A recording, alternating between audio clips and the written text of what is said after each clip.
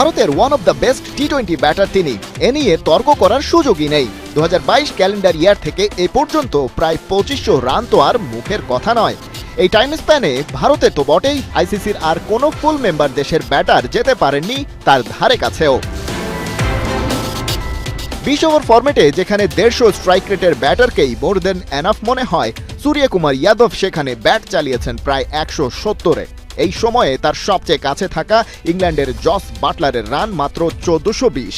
একজন সূর্যকুমার ইন্টারন্যাশনাল ক্রিকেটে এসে হাতে কলমে প্রমাণ করে ছেড়েছেন তিনি ভারতের অপার সম্ভাবনা। তাই টি-20 ওয়ার্ল্ড কাপ জয়ের পর রোহিত শর্মার বিদায়ে ওকেই শর্টেস্ট ফরম্যাটে ম্যান ইন ব্লুদের নেতৃত্ব দেওয়ার কথা ভাবে বিসিসিআই। কিন্তু এসব গল্পই তো টি-20 ফরম্যাটকে ঘিরে। ওয়ানডের খবর কি?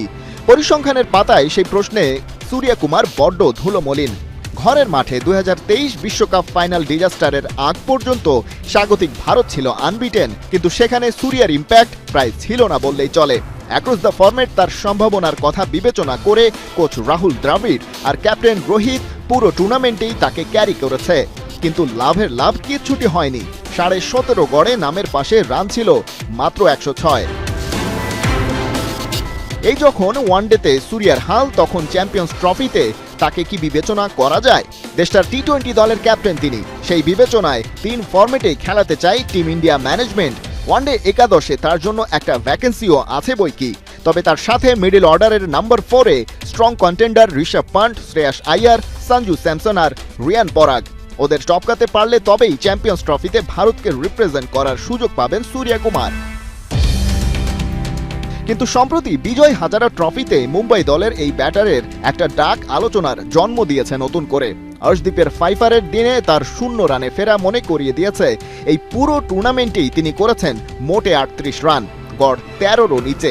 এমনকি সৈয়দ মোস্তাক আলী ট্রফিতেও নিজের নামের প্রতি সুবিচার করতে পারেননি একদম। 5 ইনিংসে 132, গড় 25-এর কিছু বেশি আর স্ট্রাইক রেট 132।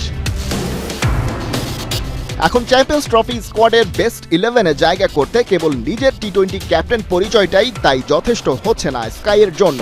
যা করার করতে হবে দল ঘোষণার আগেই, এবং সেটা ভারতের ঘরোয়া ক্রিকেটে।